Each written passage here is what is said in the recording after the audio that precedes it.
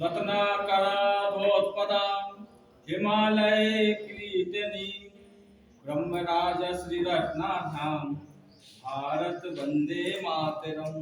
सर्वप्रथम भारत माँ को नमन करते हुए और हमारे देश के शहीदों को नमन करते हुए आज हम शिवाजी महाराज की जीवनी में संक्षिप्त वर्णन करेंगे। उससे पहले एक कविता सुना देता हूं। जब भी देशभक्ति की बात आती तो देशभक्ति बिना भारत माता की जय और वंदे मातरम बोले कभी होती नहीं, क्योंकि ऊर्जा का स्रोत जो होता है भारत माता की जय और वंदे मातरम होता है। इसलिए एक बार तो जोरदार धीरे लगा। भारत माता की जय, भारत माता की जय। इस भारत देश में भारत माता की जय बोलने से कोई नहीं रोक सकता, भले सब लॉ कॉलेज को ना, ठीक है ना। चलिए जरूर हम सभी को पहले ऊर्जा का संचार हो जाए, उसके बाद में आपको कहानी सुनाऊंगा। जिस दिन सोया राष्ट्र जगेगा, दिस दिस फैला तमस हटेगा। जिस दिन सोया राष्ट्र जगेगा, दिस दिस फैला तमस हटेगा। स्वर्ण समय आएगा फिर से, भारत जागेगा अब फिर से। झुका हुआ हर शीश उठेगा, झुका हुआ हर शीश उठेगा। दिस दिस फैला तमस हटेगा। जिस दिन सोया राष्ट्र जगेगा, दिस दिस फैला तमस हटेगा। हम लोग ये सब सिर्फ राष्ट्र को जगाने के लिए जो इसे महापुरुषों की श्रृंखला कर रहे हैं, सिर्फ राष्ट्र को जगाने और युवाओं को बताने के लिए कर रहे हैं। तो फॉर्मेलिटी नहीं है, 5-10 मिनट कर लिए हो गया, क्या बोले समझ में नहीं आया, बातें चल रही, सो रहा को देखो, ऐसा नहीं। समझ में आए और ऐसे समझ में आए तो सीखे, बाकी तो बाहर अपना गाना करते। महाराज शिवाजी महाराज जी की बात करना। 16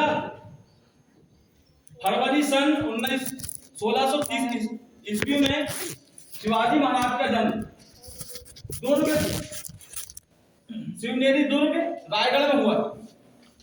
उनकी माता का नाम जीजाबाई और पिताजी शाहजी भोसले थे। चूंकि मराठा परिवार में जन्मे शिवाजी महाराज के जीवन में, सारे जीवन में उनकी माता का बहुत योगदान रहा।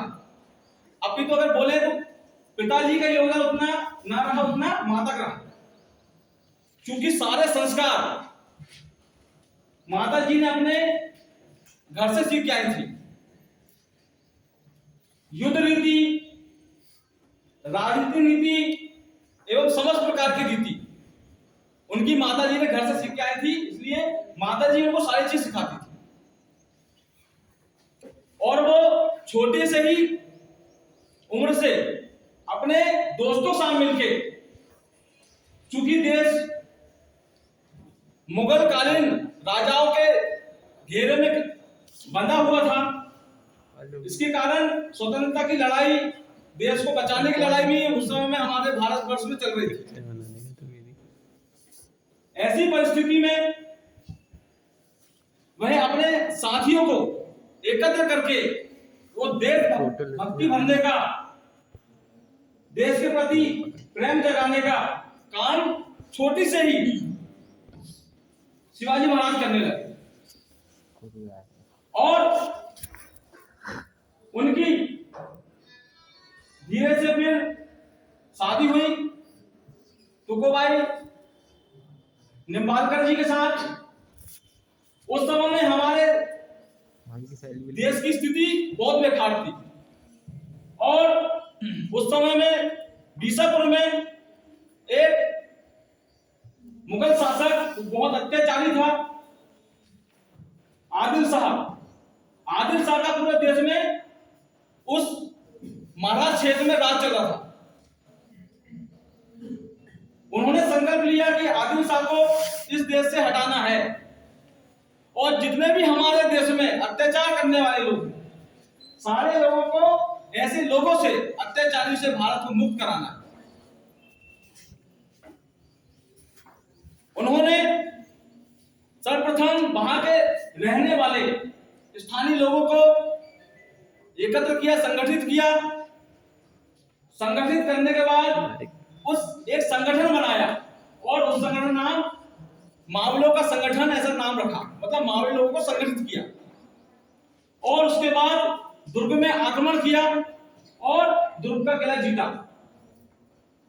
जैसे ही उन्होंने दुर्ग का किला जीता और धीरे धीरे वह महाराष्ट्र के गांव में जाके, और शिवाजी महाराज जैसे जैसे राज्य को जीतते गए, फिर आदिल शाह को मालूम हुआ कि यह एक दिन बीसापुर को जीत लेगा। इसलिए चूंकि आदिल शाह के पास शिवाजी महाराज के पिताजी सेनापति थे, तो उन्होंने शिवाजी महाराज को समझाने के लिए कहा कि आप अपने बेटे को समझाइए और उनको याद दिलाइए कि आप शासन के खिलाफ नीति ना बनाए। आदिल शाह की बात मान के उनके पिताजी उनको समझाए और उसके बाद शिवाजी नहीं माने। फिर उन्होंने, आदिल शाह ने आदेश दिया कि शिवाजी के पिताजी को आपके बंदी बनाइए। शाहजी भोसले के साथी ने उनके साथ गद्दारी की और गद्दारी करने के बाद शाहजी महाराज को बंदी बनाया गया। उस समय में शाहजी महाराज कर्नाटक में थे, उनको लेके आया गया। शिवाजी महाराज से शर्त रखी गई कि आपको छोड़ेंगे तब जब आप बीसापुर में आक्रमण नहीं करेंगे। शिवाजी महाराज ने बात को माने। धीरे धीरे फिर शिवाजी महाराज बाकी राज्यों में अपना आधिपत्य जमाया और उसके बाद उन्होंने महाराष्ट्र में अपना आधिपत्य स्थापित किया।